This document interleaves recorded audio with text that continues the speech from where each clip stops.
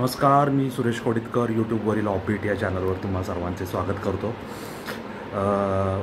प्रेक्षकांना दर्शकांना माहितीच आहे की आपण थोडेसे वेगळे विषय ऑफबीट या चॅनलवर घेऊन येत असतो आणि त्या अनुषंगानेच हा एक छोटासा विषय आहे.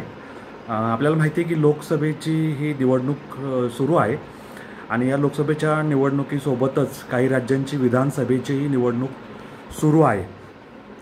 याच्यामध्ये मला वाटतं आंध्र प्रदेशचं नाव येतं आणि ओरिसाचंही नाव येतं. आणि ओरिसा राज्याचे जे सध्याचे मुख्यमंत्री आहेत नवीन पटनायक, यांच्याबद्दल एक असं सांगितलं जातं की ते 20 वर्षापेक्षा अधिक काळ मुख्यमंत्री आहेत, परंतु त्यांना त्या राज्याची जी मातृभाषा आहे ओरिया ती बोलताच येत नाही. कारण त्यांच्या वडिलांनी त्यांना शिक्षणासाठी बाहेर ठेवलं होतं आणि त्यांच्या वडिलांना जेव्हा वाटलं की आपल्या या मुख्यमंत्री पदाचा वारसदार कोण असावं, तेव्हा त्यांना राजकारणात आणलं. त्यांनी ती गादी सांभाळलीही, 20 वर्षापेक्षा जास्त काळ नीट चालवलीही, परंतु तरीही त्यांना आपली मातृभाषा बोलता येत नाही. हे एक मोठं नवल आहे की ज्या राज्याचे जे मुख्यमंत्री आहेत त्यांना त्या राज्याची मातृभाषा, जी रिजनल लँग्वेज ज्याला म्हणतो आपण, प्रादेशिक भाषा, व्हर्नाक्युलर लँग्वेज, ती बोलता येत नाही. हे खरोखर एक आश्चर्याचीच बाब म्हणायला हवी. आणि याच्यामध्ये हा एक मुद्दा झाला. दुसरा एक मुद्दा की त्रिपुरामध्ये कम्युनिस्टांचं जे सरकार होतं ते सरकार भारतीय जनता पार्टीने गेल्या काही वर्षापूर्वी त्याला उलथवून लावलं होतं लोकशाही मार्गाने. आणि तिथं जे माणिक सरकार नावाचे पूर्वीचे जे कम्युनिस्ट मुख्यमंत्री होते ते पण अनेक वर्ष होते आणि त्यांचं असं ते सायकलवर यायचे सचिवालयात किंवा मंत्रालयात. हे सुद्धा अत्यंत वेगळीच घटना आहे. आणि त्यांचं असं धोरण होतं की श्रीमंत जगायचं नाही, फार पैसा कमवायचा नाही, कर्मचाऱ्यांना फार पगार नको. आणि त्यांनी साधारण मला वाटतं ते त्यांच्या आधीच्या निवडणुका 2017-18च्या सुमारास झाल्या होत्या, 2014 नंतर. आणि त्यावेळेससुद्धा त्यांनी फक्त 5वा वेतन आयोग कर्मचाऱ्यांना दिला होता. आणि त्यावेळेस मग त्यांचं मुख्यमंत्रीपद गेलं होतं, भाजप बहुमताने तिथं निवडून आला. तर असे हे त्रिपुराचे माणिक सरकार नावाचे मुख्यमंत्री. दुसरं एक मुख्यमंत्री आहेत ज्यांनी काही वर्ष म्हणजे 2 ते 3 दशक पश्चिम बंगालवर एक हाती सत्ता चालवली, ते म्हणजे ज्योती बसू.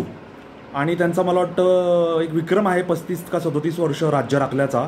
ते पण कम्युनिस्ट विचारसरणीचेच होते आणि उद्योगधंदे नको, व्यापार वाढ नको, राज्याची प्रगती नको, असं काहीतरी बुरसटलेलं धोरण होतं. त्यांना ममता बॅनर्जींनी पायउतार केलं होतं. आता त्याच्या पुढचे एक मुख्यमंत्री आहेत आता सध्याचे नितीश कुमार. त्यांनाही 20 वर्षापेक्षा अधिक काळ मुख्यमंत्री पदावर झालात, पण ते खूप प्रसिद्ध ह्याच्यासाठी आहेत की ते पलटूराम म्हणून ओळखले जातात. कधी भारतीय जनता पार्टीसोबत, कधी राष्ट्रीय जनता दल लालू प्रसाद यादव यांच्या पार्टीसोबत, कधी इकडं कधी तिकडं. त्यामुळे त्यांची विश्वासार्हता आता तेवढी राहिलेली नाही आहे. त्यामुळे हे लोकसभा आणि विधानसभेच्या काही निवडणुकांमुळे माझ्या निदर्शनास आलेले काही रंजक मुद्दे आहे.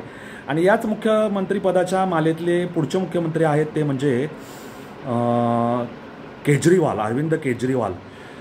आपल्याला जेलमध्ये जाण्याची वेळ आली. आपण जेलमध्ये जाऊन तिथं काही आठवडे मुक्काम ठोकला आहे आणि तरीही मुख्यमंत्री पदाचा राजीनामा दिलेले केजरीवाल हे सर्वात निर्लज्ज मुख्यमंत्री आहेत असं या निमित्ताने नमूद करावं लागतं.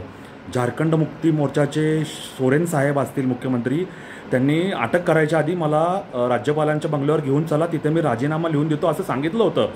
आणि मला वाटतं असं पूर्वी पण अनेक प्रकरणात घडलं आहे. जयललितांनी अटक होण्याच्या आधी राजीनामा दिला. त्याच्यानंतर मला वाटतं सिमेंट प्रकरणात अंतुल्यांनीही राजीनामा दिला होता. महाराष्ट्राचे ते माजी मुख्यमंत्री आहेत. आणि काही मुख्यमंत्र्यांनी ही चांगली नैतिकता पाळलेली आहे की आपल्यापर्यंत पोलीस दारात येऊन ठेपलेत आणि आपण मुख्यमंत्रीपद मिरवायचं हे चुकीचं आहे. नैतिकता थोडी तरी साधन सुचिता पाळायला हवी. सगळ्याच गोष्टी घटनेत लिहिलेल्या नाही, ह्या सबबीखाली लपता येणार नाही, पळता येणार नाही, हे लक्षात ठेवायला हवं. तर हा थोडासा वेगळा माहितीचा विषय तुमच्या सर्वांपुढे मांडला. तो तुम्हाला कसा वाटला मला निश्चित कळवा.